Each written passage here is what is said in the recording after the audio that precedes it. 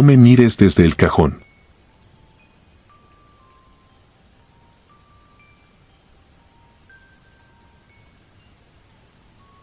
Nunca fui de creer en lo paranormal. Me daba miedo, sí, como a cualquiera, pero lo acomodaba en una sola palabra: sugestión. Hasta 2016, cuando trabajaba en una casa de empeño en Tepatitlán, Jalisco, y cometí el error de aceptar una caja de juguetes viejos como parte de un pago. La casa de empeño era chica, de esas que huelen a metal, madera húmeda y polvo guardado. Yo era el que recibía cosas raras, herramientas antiguas, radios de bulbos, medallas, anillos chafas y, de vez en cuando, recuerdos que la gente juraba que no valían nada. Los juguetes entraban mucho, porque ya no sirven o porque a alguien le estorbaban. Ese día llegó un hombre flaco, con gorra y manos temblorosas. Traía una caja de plástico con tapa azul, de esas para guardar ropa. La sostuvo como si pesara demasiado. Me dijo que quería empeñar una guitarra, pero no era suya y tenía miedo de que lo reconocieran. Entonces, sin verme a los ojos, ofreció la caja para completar. Yo la abrí por rutina y ahí los vi: un muñeco de ventrílocuo con la boca abierta y dientes pintados, 2 carritos sin llantas, un tren de madera despintado y un caballo de plástico con una pata derretida. Lo que más me incomodó no fue el muñeco, sino un detalle: todos los juguetes estaban limpios, demasiado limpios para ser viejos, como si alguien los hubiera lavado con cuidado justo antes de traerlos. El hombre dijo algo que todavía me revienta la calma cuando lo recuerdo: que no los quería de regreso, que si era posible los tiráramos o los quemáramos, que él nomás quería salir de eso. Se rió feo, rápido, y agregó que eran juguetes de la niña. No aclaró de qué niña.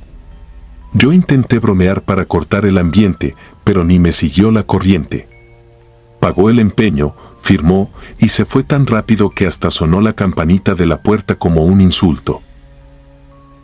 Esa noche me tocó cerrar. Mi compañero se fue temprano y me quedé solo haciendo inventario. La caja quedó en el almacén, detrás de unas bicicletas. A las 11 apagué las luces del local y me fui a la oficina a contar efectivo. Fue entonces cuando escuché el primer sonido: un golpecito seco, como plástico contra madera, desde el almacén. Me quedé quieto, con el fajo en la mano, esperando que el ruido se repitiera. No quería darle importancia. En esas casas viejas, los cambios de temperatura hacen crujir todo. Pero el golpe volvió, más claro, como si alguien hubiera dado con los nudillos en la puerta del almacén desde adentro. Abrí, encendí el foco del pasillo y caminé despacio. El almacén estaba cerrado con llave. La llave la traía yo. Aún así, el picaporte vibró apenas, un temblor diminuto. Cuando metí la llave, sentí ese rechazo físico del miedo, esa necesidad absurda de voltear hacia atrás por si alguien te mira. Abrí. La luz reveló lo mismo de siempre: cajas, bicicletas, una escalera. Y al fondo, la caja azul. Estaba destapada. Yo mismo la había cerrado. Recordaba el clic. Me acerqué con la torpeza de quien finge calma para no sentirse ridículo. Dentro, el muñeco de ventrílocuo ya no estaba acostado. Estaba sentado, recargado contra la pared de la caja, con la boca abierta como si hubiera terminado de reírse. No dije nada. No grité. Solo lo tomé con 2 dedos, lo acosté y cerré la tapa. Me convencí de que, al mover la caja, algo se acomodó. Eso repetí, como rezo. Cerré con el clic y salí sin mirar atrás. A los 2 minutos, desde la oficina, volví a escuchar el golpe. Esta vez sonó como algo cayendo adentro de la caja, como si un cuerpo pequeño se hubiera dejado ir contra el plástico. No pude evitarlo. Fui. Abrí el almacén. La caja seguía en su lugar. Cerrada. Pero la tapa tenía una marca nueva, una huella de mano. No una huella de polvo, sino como grasa húmeda, los 5 dedos marcados, pequeños, casi infantiles. Me quedé viendo eso con el estómago apretado. En el plástico se veía un brillo leve, como si alguien hubiera presionado desde dentro. Esa fue la primera noche que no quise apagar las luces del todo. Los días siguientes empezaron las cosas pequeñas, las que te desgastan más porque te obligan a dudar de ti mismo. El muñeco aparecía fuera de la caja, a veces sentado en una repisa, a veces detrás de una báscula. Una vez lo encontré en la silla de mi escritorio, viendo hacia la puerta, como si cuidara el local. Yo lo regresaba al almacén con enojo, pensando que mi compañero me jugaba una broma. Cuando se lo mencioné, me juró que ni lo tocaba, que le daba asco. El peor detalle era el sonido. Algunas tardes, cuando el local estaba vacío, se escuchaba un raspado leve, como uñas cortas rascando el plástico de una caja. Siempre venía del almacén. Siempre paraba cuando yo abría la puerta. Una vez, por fin, me animé a levantar la tapa frente a mi compañero, para que oyera conmigo y ya no quedara en mi cabeza. No había nadie. No había nada moviéndose. Pero el muñeco estaba otra vez sentado. Y en su mejilla de madera, donde la pintura ya estaba cuarteada, alguien había dibujado una línea húmeda que parecía una lágrima recién hecha. Esa misma semana, el hombre de la gorra regresó. Entró como si hubiera corrido desde lejos. Traía los ojos rojos, la cara hundida. Me preguntó, sin saludar, si la caja seguía ahí. Yo, más por coraje que por miedo, le dije que sí, que si quería recuperarla tenía que pagar. Él negó con la cabeza como si no entendiera el idioma. Dijo, casi susurrando, que no era su hija, que él solo cuidaba la casa donde eso estaba, y que alguien lo había obligado a guardarlos en el mismo cuarto donde dormían los niños. Que una noche se oyeron risas en el closet y, al abrirlo, el muñeco ya estaba sentado, mirando a la cama. No recuerdo haberle respondido.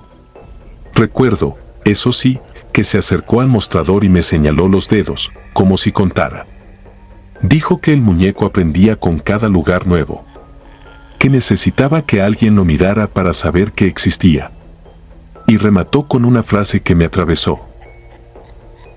Si ya te miró, ya te eligió. Fue la única vez que escuché su voz de verdad. Luego sacó dinero, pagó parte del empeño de la guitarra, ni siquiera por la caja, y se fue otra vez, dejando el aire pesado.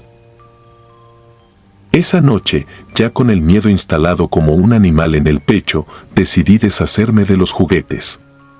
No por valentía, sino por cansancio. Me los llevé a mi casa en la cajuela, como quien traslada algo que no quiere tocar. Vivía en una colonia tranquila, casa de interés social, patio pequeño. Encendí una fogata en un tambo, pensando que el fuego resolvía lo que la razón no podía. Metí primero los carritos, luego el tren de madera. Ardieron fácil. El caballo se deformó y soltó un olor horrible, químico. Cuando agarré el muñeco, sentí el peso real de la madera y la tela, ese peso vivo que tienen algunos objetos por pura sugestión o por otra cosa. Le sostuve la cara para que no se abriera la mandíbula mientras lo aventaba al fuego. Y entonces pasó lo que terminó de romperme. El muñeco no cayó como un objeto. Se acomodó, como si alguien lo hubiera puesto con cuidado sobre el metal caliente. La boca se abrió con un chasquido, y adentro, detrás de la lengua pintada, vi algo que no era parte del mecanismo, un pedacito de papel doblado, ennegrecido por el humo, como si siempre hubiera estado ahí. La fogata tronó y el muñeco se inclinó, apenas, hacia mí. Yo no quería meter la mano, pero lo hice con una varilla, lo empujé para voltearlo y el papel se soltó, cayendo a mis pies, fuera del fuego, intacto. Era una fotografía vieja, de esas impresas en papel grueso. Se veía un cuarto infantil, una cama, un closet. Y en el espejo del tocador, al fondo, se reflejaba el muñeco sentado, y detrás del muñeco, un niño parado, con la cara cubierta por una sombra tan oscura que parecía agujero. En la esquina inferior, escrita a pluma, una fecha, 1994. Yo estaba temblando, pero lo peor no fue eso. Lo peor fue notar que el cuarto de la foto se parecía demasiado al mío. No por los muebles, sino por la distribución, ventana, puerta, el lugar del espejo. Como si esa foto hubiera sido tomada desde el mismo ángulo en el que yo estaba parado. Me obligué a mirar hacia la ventana, por instinto. Y vi el reflejo en el vidrio, yo, con la varilla en la mano, y detrás de mí, a medio metro, una figura pequeña, inmóvil, con la cabeza ladeada, como si intentara entenderme. No escuché pasos. No escuché respiración. Solo sentí, en la nuca, el peso exacto de una mirada. Esa noche no dormí. Me quedé sentado hasta el amanecer, con las luces prendidas, esperando que el cuerpo se cansara antes que la mente. Y cuando por fin salió el sol, fui al patio y encontré el tambo frío, sin cenizas, sin plástico derretido, sin nada. Solo estaba el muñeco, sentado en el borde, limpio, con la mandíbula cerrada como si sonriera por dentro. Y supe, con una certeza que no me dio espacio para dudar, que el hombre tenía razón, no bastaba con tirarlo. No bastaba con quemarlo. Porque no era un juguete guardado en una caja. Era algo que necesitaba que alguien lo mirara para seguir aquí. Y desde entonces, por más que me mudo, por más que cambio de trabajo, siempre hay una noche, una sola, pero inevitable, en la que escucho, desde algún cajón que no recuerdo haber abierto, el mismo golpecito seco. Como si alguien, desde adentro, me pidiera permiso para salir.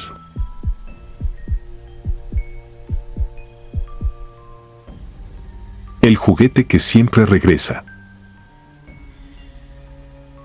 No me acuerdo del día exacto en que empezó mi miedo, pero sí del sonido, la lluvia golpeando las láminas del patio como si alguien aventara puños de piedras.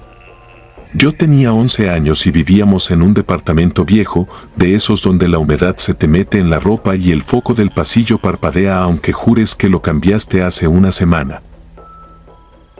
Mi mamá trabajaba de noche. Mi hermana mayor, Carla, dormía en la cama de al lado y tenía un oso de peluche enorme, casi de mi estatura.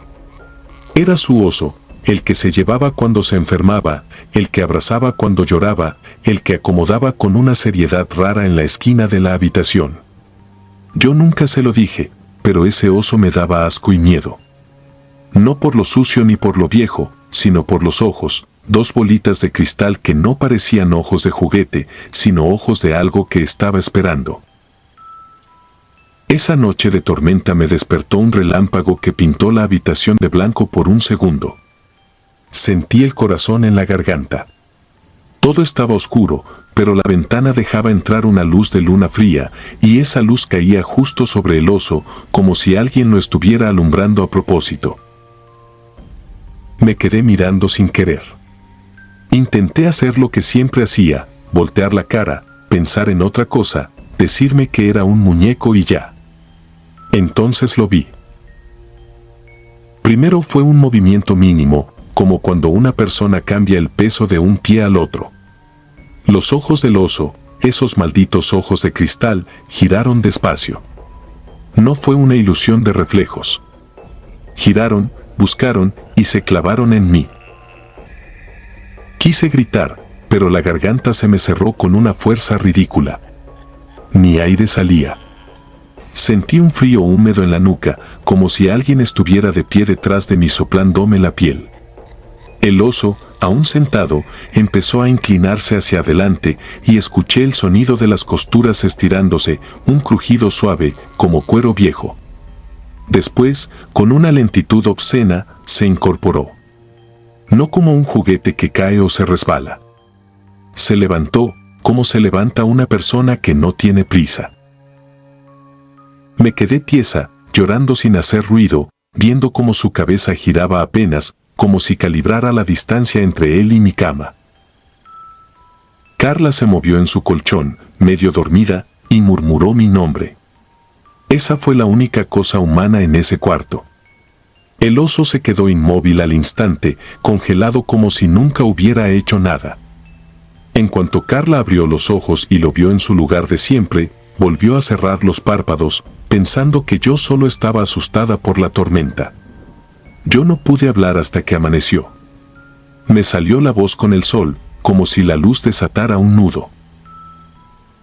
Ese día, sin discutir, mi hermana aceptó guardarlo.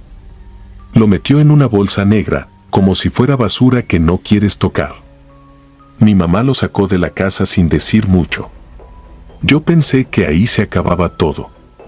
Uno cree eso cuando es niña, que tirar algo es borrarlo. Pero a los 13 me pasó lo segundo. Una tía me mandó a hacer una muñeca idéntica a mí por mi cumpleaños. Era un regalo especial, cabello chino, pecas pintadas con cuidado, un vestido igualito al que yo usaba en la foto que le habían enviado. A mí me encantó al principio, me daba risa verme en versión muñeca. La sentaba en un mueble en medio de mi cuarto, como un adorno. Y al principio todo era normal. Hasta que dejó de serlo. La muñeca empezaba a aparecer en otros lugares. Una tarde estaba en el piso, recargada contra la pared, como si se hubiera resbalado. Otra vez amaneció en la silla del escritorio, mirando hacia la puerta. Le pregunté a mis hermanos, juraron que no la tocaban. Pensé que quizá mi mamá la movía por limpiar, o que yo misma la movía sin acordarme. Me convencí de eso porque es más fácil vivir así, haciendo que el miedo parezca torpeza. La noche que lo arruinó todo, apagué la luz y me metí a la cama. Pasaron segundos, no minutos, y escuché un golpe seco en el suelo. Prendí el foco de inmediato. La muñeca estaba tirada boca arriba, con los ojos abiertos y brillosos, apuntándome directo. La levanté con cuidado, sintiendo una incomodidad que no era racional. La volví a poner sentada en el mueble. Apagué la luz otra vez. Otro golpe, como si alguien aventara un cuerpo pequeño al piso. Volví a prender. Otra vez en el suelo, pero ahora con la cabeza girada hacia mi cama, como si se hubiera acomodado al caer. Esa vez me ardieron los ojos de coraje, como si lo que pasaba me estuviera ofendiendo. La puse en el mueble por tercera vez y, sin apagar el foco, me fui a la cama. Me tapé la mitad del cuerpo, respirando rápido, y entonces escuché algo que no era un golpe. Era un roce bajo, como uñas arrastrándose por madera. Un sonido que venía de debajo de mi cama. Quise convencerme de que era el viento entrando por la ventana, pero el sonido se acercó y luego sentí el tirón. No un jaloncito de imaginación. Un tirón firme, pesado, desde los pies de mi cama, como si una mano invisible agarrara mi cobija y quisiera llevársela. Me quedé paralizada. No grité. Me dio miedo respirar, como si el aire me delatara. Reuní valor en un punto absurdo, en una esquina de mi mente, y levanté la cobija de golpe, prendiendo el foco al mismo tiempo. La muñeca estaba debajo de mi cama. No en el suelo, no a un lado. Debajo, metida justo donde yo no podía verla sin agacharme, como si se hubiera escondido. Sus ojos miraban hacia afuera, hacia mí, con esa expresión fija de plástico que, en ese instante, se sentía llena de intención. Esa noche no dormí. Me quedé sentada, con las rodillas pegadas al pecho, esperando a que amaneciera y a que mi mamá regresara de trabajar. Cuando llegó, me vio la cara y ni siquiera dudó. La agarró con 2 dedos, como si le diera asco, la metió en una bolsa y la tiró al camión de la basura a la primera oportunidad. Yo la vi caer dentro del contenedor, escuché cómo se hundía entre cosas viejas. Me quedé mirando hasta que el camión se fue. Me prometí no volver a tener muñecas. Y cumplí. Años después, ya de adulta, pensé que todo eso podía tener explicación: sueño, estrés, sugestión. Me lo repetí hasta que sonó el tercer golpe, el que te quita la opción de dudar. En 2015 me fui a vivir un tiempo con mi papá. Él guardaba cosas viejas en un cuarto que nadie usaba, cajas de ropa, fotos, juguetes. Yo fui a limpiar con mi mamá un fin de semana, por nostalgia más que por necesidad. Entre el polvo, encontramos una caja de cartón sellada con cinta amarillenta. La abrimos. Adentro, mezclado con muñecos sin cabeza y carritos rotos, estaba un juguete que yo no había visto en años, un muñeco viejo, de esos que antes daban risa en la televisión pero que en persona siempre se ven raros. Tenía la cara exagerada, la sonrisa endurecida y los ojos pintados que nunca parecen mirar al mismo lugar. Yo lo recordé al instante porque de niñas nos daba miedo a mi hermana y a mí. Lo habíamos escondido y luego tirado. No una vez, sino dos. Yo recordaba perfectamente verlo irse en la basura, tragado por el camión. Mi mamá lo vio y se quedó blanca, como si le hubieran jalado la sangre. No dijo cómo llegó aquí, solo me miró con una expresión que me confirmó que ella recordaba lo mismo que yo. Mi papá entró, vio el muñeco, se rió y dijo que seguro se nos había pasado la primera vez, que quizá alguien lo guardó. Habló como la gente que necesita explicaciones para no sentir que el mundo se mueve debajo de sus pies.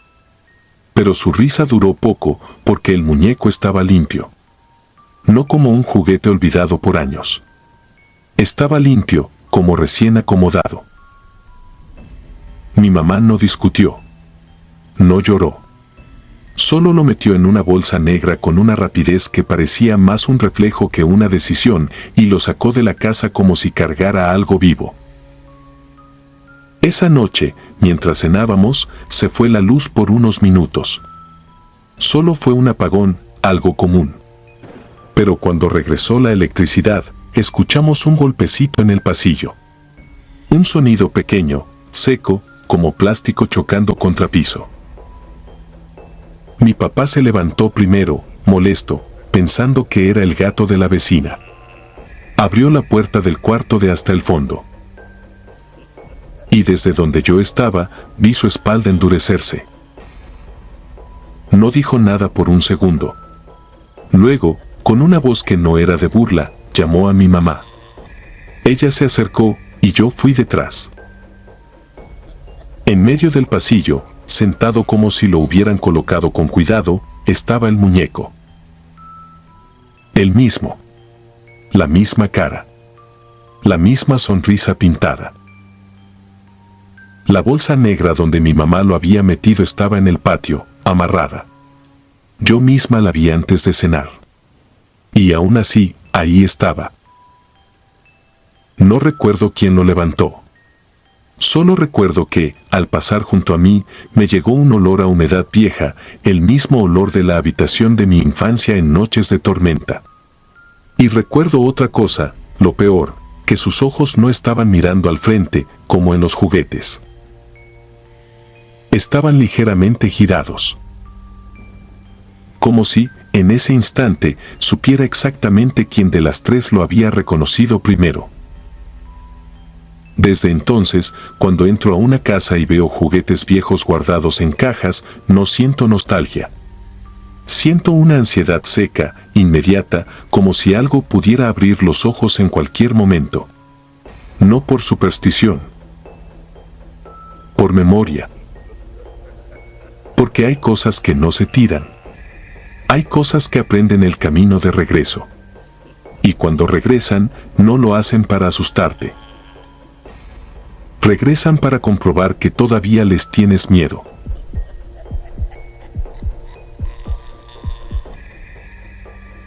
La caja de los no devueltos. A mí no me gustaban las casas viejas, pero a los 19 uno cree que puede con todo, sobre todo cuando el dinero aprieta. Por eso acepté el trabajo de inventariar y limpiar una bodega de remates en San Luis Potosí, cerca del mercado, un lugar donde acababan cosas que nadie quería, muebles con golpes, ropa con olor a humedad, espejos manchados y cajas de juguetes sin dueño. El encargado, un hombre de bigote ralo y uñas negras de polvo, me explicó lo básico: separar lo vendible de lo roto, anotar piezas especiales y apartar lo que tuviera marca de consignación. Lo decía como si fuera rutina, pero había algo raro en su forma de evitar mirarme cuando mencionó lo especial. Yo, por mi parte, lo tomé como superstición barata de bodegueros. La primera tarde encontré una caja de plástico transparente con cinta amarillenta. Adentro venía un muñeco de trapo grande, casi de tamaño real para un niño, con una cara cosida que pretendía ser alegre, pero le había quedado una sonrisa chueca. Tenía un gorrito azul y el cuerpo olía a polvo viejo y a perfume barato. No era bonito, pero tampoco daba miedo. Era un juguete, al final. La caja traía una etiqueta escrita a mano: no devolvo. La palabra devolver me pareció extraña. ¿Devolver a quién? En ese lugar todo era de remate. Me reí por lo bajo, lo marqué en mi libreta y lo puse aparte para fotografiarlo. En ese momento escuché un ruido suave, como tela rozando tela, detrás de mí.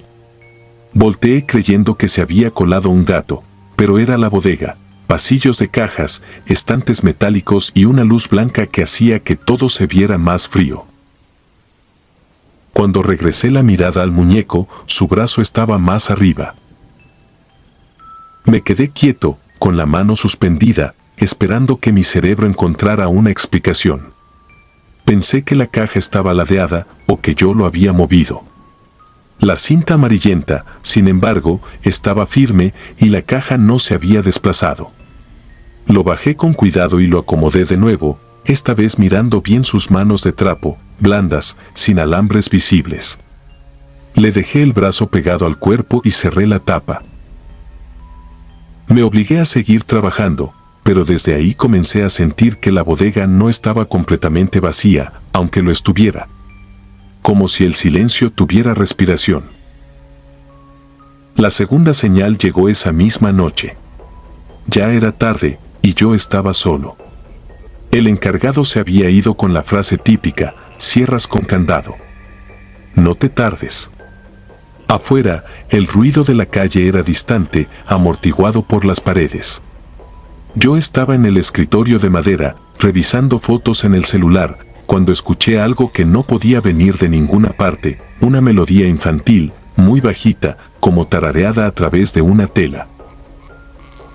No era música de una caja musical. Era como una canción de cuna, sin letra, insistente y triste. Se me secó la garganta. Apagué el celular y me quedé escuchando. La melodía paró, como si notara que yo la estaba buscando. En ese silencio nuevo, oí un golpecito. Luego otro. Venía del pasillo donde había dejado la caja del muñeco. Me levanté con una mezcla de coraje y miedo. Caminar entre estantes es fácil cuando hay gente, pero solo, de noche, el cuerpo sabe cosas que la cabeza niega. Tomé una lámpara y avancé. La caja transparente estaba en el mismo lugar. La cinta seguía firme. Pero el muñeco estaba sentado. No acostado como lo había visto. Sentado, con la espalda recargada en la pared de la caja, como si alguien lo hubiera acomodado para que mirara hacia el pasillo. No grité. Es raro, pero el miedo no siempre te da voz. Me acerqué y la luz de la lámpara le brilló en los ojos de botón. Se veían húmedos, aunque eran de plástico.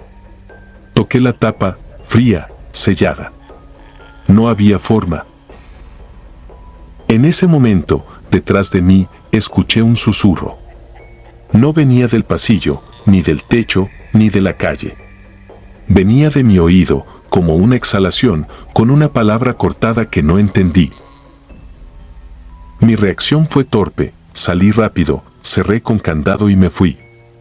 En el camión de regreso no dejé de mirar mis manos, como si fueran ajenas. Esa noche no dormí bien. Cuando uno se queda entre sueño y vigilia, cualquier ruido se vuelve amenaza. Y en ese borde fue cuando lo escuché con claridad, la misma melodía, ahora dentro de mi cuarto, apenas perceptible, como si alguien tarareara desde el closet. Encendí la luz de golpe. Revisé todo. Nada. Me reí solo, nervioso, y me dije que estaba sugestionado. Pero el cuerpo no entiende de explicaciones. Me acosté de nuevo y, antes de cerrar los ojos, sentí algo, una presión mínima en el colchón, como cuando alguien se sienta al borde. Al día siguiente intenté actuar normal. Regresé temprano a la bodega, decidido a no darle importancia. Le pregunté al encargado por la etiqueta. Su cara cambió, apenas. Se quedó viendo el piso y dijo que era de una consignación vieja, cosas que no se volvían a entregar porque ya hubo broncas. Quise insistir, pero me cortó con un ni le muevas. Luego, como arrepentido, agregó algo que me dejó peor: si lo ves fuera de su caja, te vas. Eso me encendió una alarma real. Ya no era mi imaginación. Había una regla. Y las reglas así nacen de algo. Esa tarde encontré, en el fondo de otro estante, una caja de cartón con papeles amarillentos. Eran recibos de consignación, nombres, fechas. Casi tiro todo, hasta que vi un apellido repetido en varias hojas, siempre con la misma anotación: no devuelto. En la última hoja venía una dirección, escrita con prisa, y un dato más: 2008, devolución pendiente. Ese año me golpeó porque yo recordaba, vagamente, una noticia vieja, una de esas que la gente comenta y luego olvida: un incendio en una vecindad, niños, humo, gritos, y un rumor cruel sobre un juguete que encontraron intacto.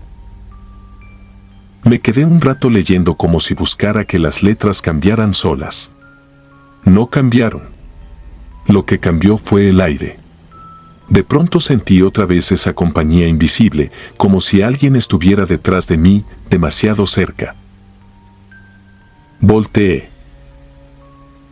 La caja del muñeco ya no estaba en el estante. La vi en el suelo, a unos pasos, con la tapa abierta. La cinta amarillenta colgaba en tiras, como arrancada con uñas. Me quedé inmóvil. Los oídos me zumbaban. Miré adentro, esperando ver el muñeco ahí, tirado. Estaba vacía. Entonces lo escuché: pasos de tela sobre el concreto, como cuando arrastras un costal. Lentos, suaves, pero con dirección. La lámpara tembló en mi mano. Alumbré el pasillo. Nada. Alumbré hacia arriba, por reflejo absurdo, como si la cosa pudiera colgar del techo. Nada. Alumbré hacia el escritorio y ahí fue cuando lo vi, sentado en la silla del encargado, perfectamente erguido, con las piernas de trapo colgando, mirando hacia mí con esa sonrisa chueca. Pero lo peor no fue verlo ahí. Lo peor fue lo que estaba sobre la mesa, junto a mi libreta de inventario, una hojita arrancada de los recibos, doblada en 4, como si alguien la hubiera dejado con cuidado. La abrí sin pensar. Decía, con letra infantil, mal formada, como de alguien que apenas aprende a escribir: ya me viste. Ahora te toca a ti devolverme. No corrí. Me quedé parado, incapaz de moverme, porque entendí algo que me heló: esa nota no se había escrito en 2008. Estaba fresca. La tinta aún brillaba un poco, como recién puesta. Intenté hablar, pero solo me salió aire. El muñeco, sin moverse, inclinó la cabeza 1 milímetro, como si escuchara una voz que yo no oía. Y entonces, en ese silencio que parecía una burla, lo escuché decir mi nombre. No como un juguete hablando. No como una grabación. Como una boca demasiado cerca de mi oído, con una voz húmeda y rota, de niña. Esa noche no regresé a mi casa. Fui directo con mi mamá, inventé una excusa y me quedé ahí. Cambié de número, dejé el trabajo, bloqueé al encargado. Me repetí que, si no volvía, si lo ignoraba, todo se quedaría allá, encerrado en esa bodega. Pero hay cosas que no aceptan que las dejes atrás. Porque, desde entonces, cada vez que estoy a punto de dormir, escucho una melodía bajita, insistente, como tarareada detrás de la puerta. Y algunas mañanas, al despertar, encuentro en el piso, junto a mi cama, hilitos de tela azul, como si alguien hubiera arrastrado un cuerpo de trapo durante la noche. Lo más aterrador es que no sé qué significa devolverlo. Y tengo miedo de averiguarlo. Suscribirte y darle like ayuda mucho a este canal. Si ya has escuchado mi contenido antes, te ha gustado y estás disfrutando lo que escuchas en este sector, te agradeceré que presiones el botón de suscribirse. Sin más interrupciones, continuamos. La muñeca que apaga la luz. Tenía 8 años cuando entendí que algunas cosas no llegan a una casa, se filtran.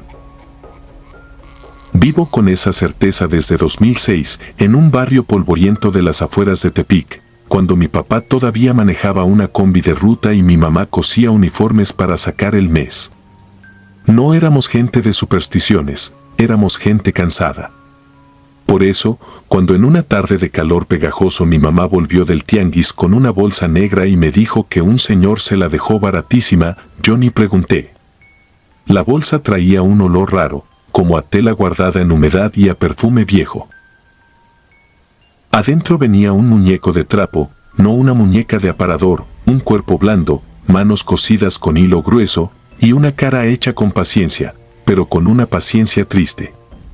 Tenía los ojos de botón, desiguales, y una sonrisa de hilo rojo que no terminaba de ser sonrisa. Lo más raro era el vestido, no estaba roto, pero tenía ese tono amarillento de las cosas que han visto demasiadas manos. En el pecho, cosida por dentro, traía una etiqueta de tela sin marca, solo una palabra bordada a mano, Luz. Yo la bauticé sin pensar. No fue un nombre inventado, fue como si ya lo supiera. Le dije Luz y me dio risa porque mi cuarto era el más oscuro de la casa, el que daba al pasillo donde se descomponía el foco cada semana. Mi mamá hizo un gesto de disgusto, de esos que no son regaño, sino presentimiento, y me dijo que no la metiera a la cama porque traía vibras de quién sabe dónde. La metí igual. Esa noche dormí abrazándola, sintiendo la tela áspera contra mi mejilla. No soñé nada. Lo que recuerdo, con una claridad que me da rabia, fue el silencio, como si la casa se hubiera quedado sin ruido de fondo, sin el zumbido del refrigerador, sin el ladrido lejano de los perros. Silencio total, como cuando uno mete la cabeza en el agua. A la mañana siguiente, mi mamá dice que no desperté.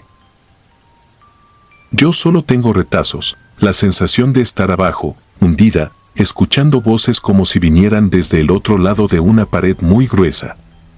Mi cuerpo no respondía, pero mi cabeza estaba despierta, enterita, atrapada. En el hospital me clavaron agujas, me abrieron los párpados con dedos fríos, me hicieron pruebas que yo escuchaba nombrar con palabras que no entendía. Mi mamá lloraba cerca, y yo quería decirle que estaba ahí, que no me fuera a dejar. No podía. Lo que nadie me contó hasta muchos años después, porque mi mamá lo guardó como se guardan las cosas que pueden romperte otra vez, fue el detalle que cambió todo. Durante esos días, la muñeca siempre estaba conmigo. La ponían en la silla junto a la cama o sobre mis piernas, como si con eso me mantuvieran anclada. Una enfermera incluso le amarró un listón en el cuello para que no se perdiera, y mi mamá lo permitió porque, en una desesperación así, uno permite cualquier tontería.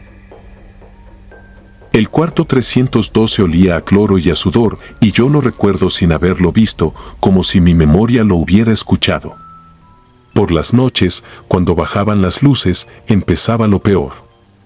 Había un momento exacto, siempre igual, cuando el pasillo se quedaba sin pasos.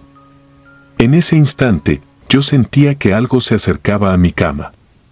No era una presencia romántica, ni un fantasma de película, era una intención, un peso que te vigila.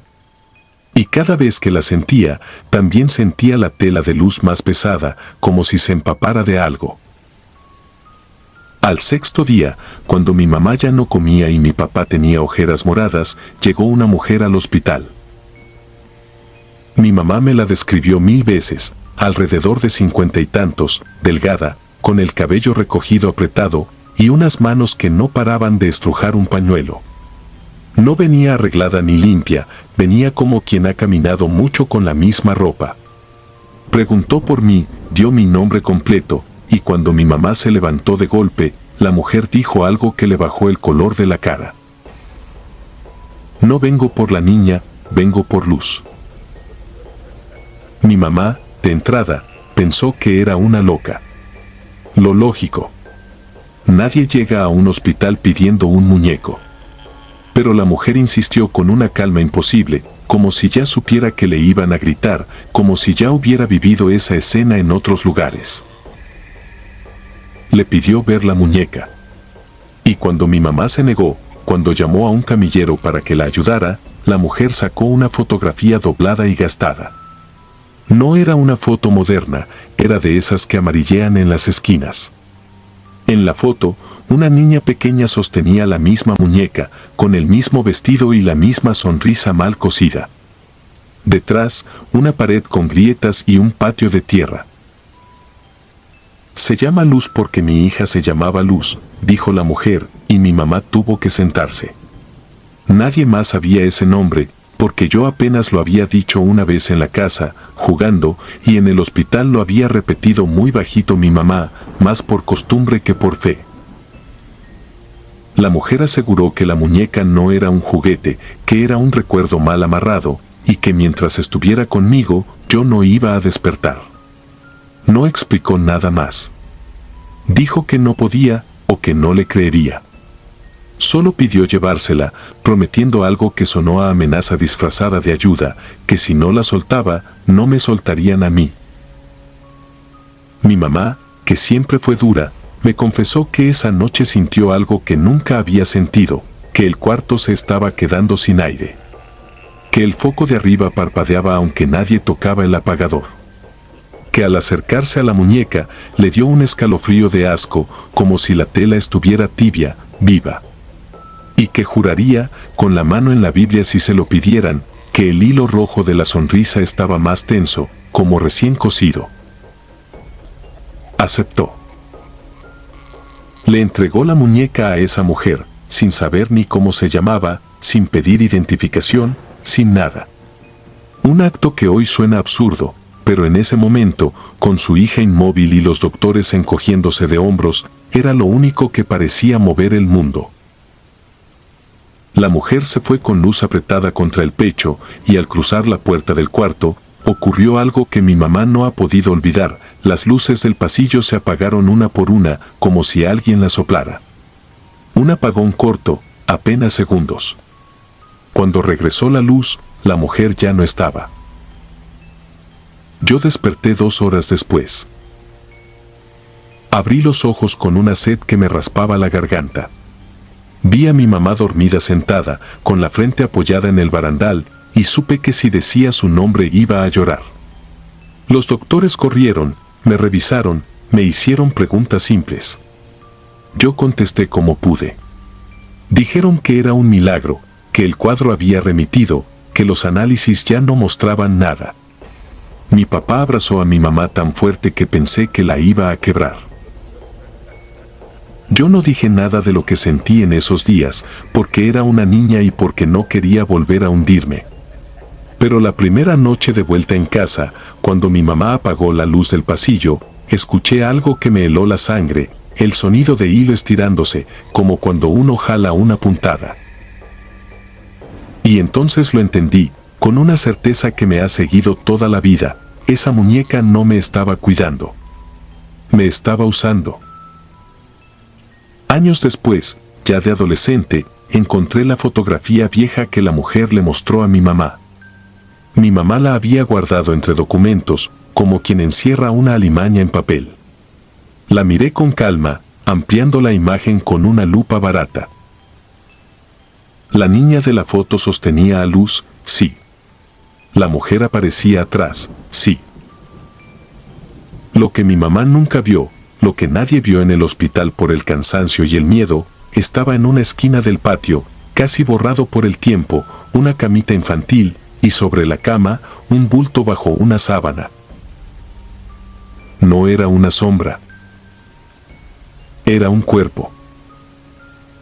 Desde entonces, cada vez que en una casa se descompone un foco sin razón, cada vez que escucho el silencio pesado de la madrugada, pienso lo mismo. Luz anda por ahí, buscando otra cama, otra niña, otro lugar donde apagarse. Y lo peor no es eso. Lo peor es que, a veces, en sueños, siento la tela tibia contra mi mejilla, y juro que la sonrisa de hilo rojo se me queda pegada en la piel, como si intentara coserme de nuevo al mismo silencio.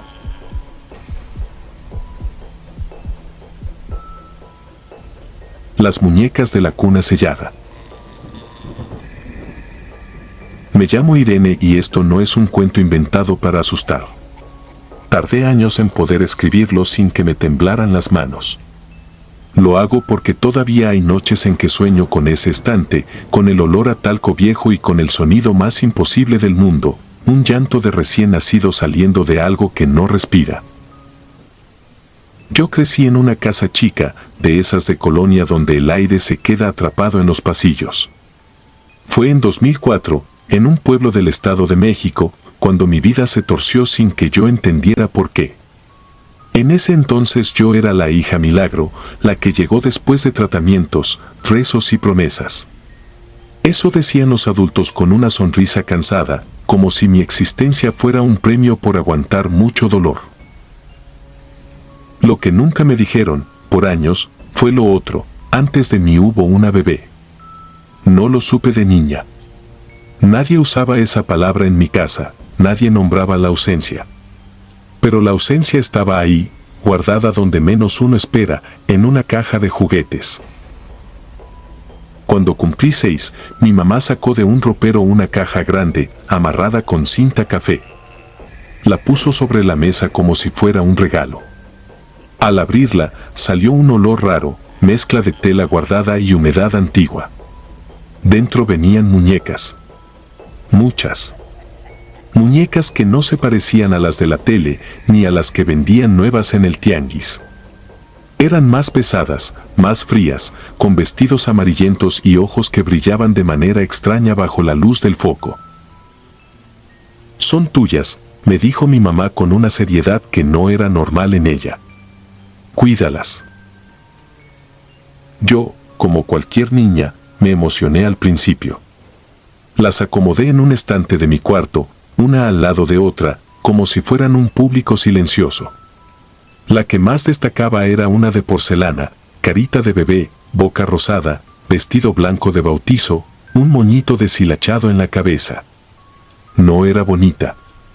Tenía algo demasiado real. La porcelana reflejaba la luz como si la piel estuviera viva. La primera cosa rara pasó la misma semana. Yo dejé todas las muñecas en su lugar antes de dormir. Al despertar, la de porcelana estaba en el piso, recargada contra la pared, mirando hacia mi cama. No caída, no tirada al azar, puesta. Yo la levanté rápido, pensando que quizá había resbalado. Pero el estante tenía borde. No era fácil que algo se cayera sin llevarse a las otras. Después fue peor. Yo las ordenaba y, al rato, aparecían en otro sitio del cuarto. En la silla. En el buró. En el marco de la puerta. Siempre en lugares que me obligaban a verlas de frente. Empecé a evitar mirarlas directo, porque me daba la sensación de que sus ojos tardaban un segundo de más en acomodarse a donde yo estaba. Se lo conté a mi mamá, esperando que me creyera. Su reacción fue rara, como si la hubiera ofendido. No digas tonterías, Irene, me soltó. Son tus juguetes. No las vayas a dejar por ahí como basura. Me obligaba a acomodarlas cada noche. Incluso me pedía que dejara una cerca de mi cama para que no te sientas sola. Yo no quería. Algo en mi cuerpo se revelaba cuando mi mano tocaba la porcelana fría. Pero si me negaba, mi mamá se ponía dura, con una mirada que yo no le conocía, como si la obediencia fuera urgente por una razón que no me iba a decir. El primer llanto lo escuché una noche de lluvia. No era un ruido cualquiera. Era un llanto de bebé, desgarrado, con ese quiebre de aire y mucosidad que no se puede imitar. Me senté en la cama, con el corazón pegándome en la garganta. Afuera tronaba y el vidrio vibraba. Pero el llanto venía de adentro, del cuarto. Busqué con la vista. La muñeca de porcelana estaba en el estante y aún así el sonido parecía salir de ella, como si tuviera un pecho diminuto que se inflaba y se vaciaba. Me fui corriendo con mi mamá. Ella llegó, prendió la luz, miró el estante y su cara cambió apenas un instante, como si hubiera visto algo que ya conocía. No está pasando nada, me dijo, apretando la mandíbula. Duérmete. Regresó a su cuarto y me dejó ahí, con la luz apagada otra vez. Yo me tapé hasta la nariz, temblando. El llanto siguió un rato, después se apagó de golpe, como si alguien hubiera cerrado una llave. Desde entonces, el llanto se repetía. No todas las noches, pero sí lo suficiente como para convertirme en una niña ojerosa, irritable, con miedo de ir a dormir. Y lo más extraño era que mi mamá, cada vez que yo insistía, reaccionaba igual, enojo, negación, y esa frase como martillo, tienes que quererlas. Una madrugada, ya cansada, sentí el llanto tan cerca que me ardieron los oídos. Me levanté de un salto. No pensé. Fui directo al estante y agarré a la muñeca de porcelana con ambas manos. Era fría, más pesada de lo normal. La abracé con rabia como se abraza a algo que quieres destruir. Y la aventé contra la pared. El golpe fue seco. La porcelana sonó como plato quebrándose. La cabeza se abolló arriba, dejando una grieta irregular. La muñeca cayó al piso, y entonces pasó lo que todavía me cuesta escribir sin sentir náusea. No se quedó tirada. Se movió. Primero como un temblor, como si algo adentro estuviera forcejeando. Luego sus bracitos se estiraron, no con rigidez de juguete, sino con una intención torpe, como la de un bebé aprendiendo a coordinarse. Se volteó despacio y apoyó las manos en el piso. Se incorporó. Yo estaba clavada al suelo, sin poder gritar. La casa seguía en silencio, como si el mundo entero hubiera decidido no presenciarlo. La muñeca quedó de pie, tambaleándose. La grieta de la cabeza dejaba ver oscuridad, no relleno. Oscuridad profunda, como un hueco sin fondo. Y entonces levantó la cara hacia mí. No movió los labios, pero habló. ¿Por qué me dejaste sola? La voz no era mecánica. Era aguda, infantil y al mismo tiempo vieja, como si se oyera a través de agua. Yo sentí que la sangre me abandonaba las piernas. Mami, alcancé a murmurar, apenas. La muñeca dio un paso. Uno. Y en ese paso escuché un sonido húmedo, imposible, como de piel pegándose. No me rompas, dijo. No otra vez. Ahí fue cuando mi cuerpo se apagó. No es una forma de decirlo. Me fui hacia atrás y perdí el conocimiento como si alguien hubiera bajado un switch. Desperté por la mañana en mi cama, con mi mamá sentada a un lado, mirándome sin parpadear. Tenía los ojos hinchados. Mi papá estaba en la puerta, pálido, como si hubiera pasado la noche cargando un peso enorme. Yo corrí la cobija, buscando la muñeca. El estante estaba vacío. ¿Dónde están?, pregunté con la voz rota. Mi mamá no respondió al principio. Se levantó y se fue al ropero.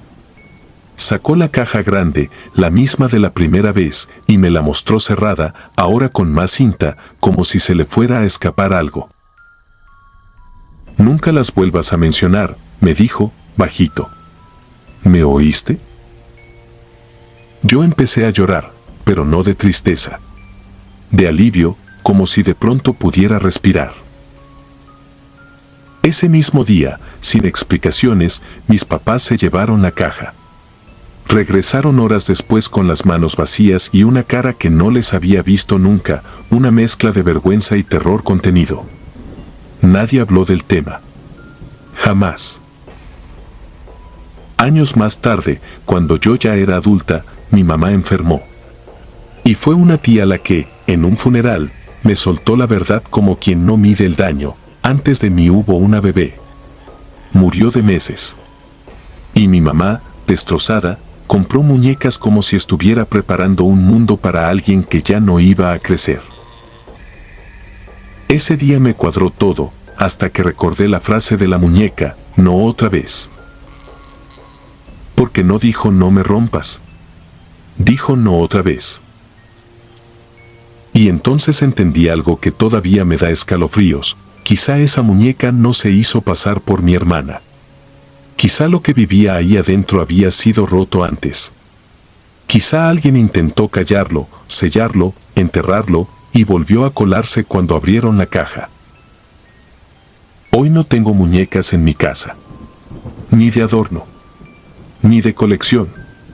Y cuando escucho a un bebé llorar en la madrugada, en una casa donde no hay niños, me pasa lo mismo que aquella noche. Se me enfrían las manos, y mi cuerpo recuerda, sin preguntarme, que hay cosas que no deben heredarse. Porque no todos los juguetes son para jugar. Algunos son para guardar lo que no quiere irse. Si disfrutas de los relatos, te invitamos a apoyarnos con un like y un comentario, ya que eso nos ayuda muchísimo. Además, si aún no estás suscrito o suscrita, te animamos a formar parte de la comunidad del terror. Muchas gracias por escucharnos y por tu apoyo.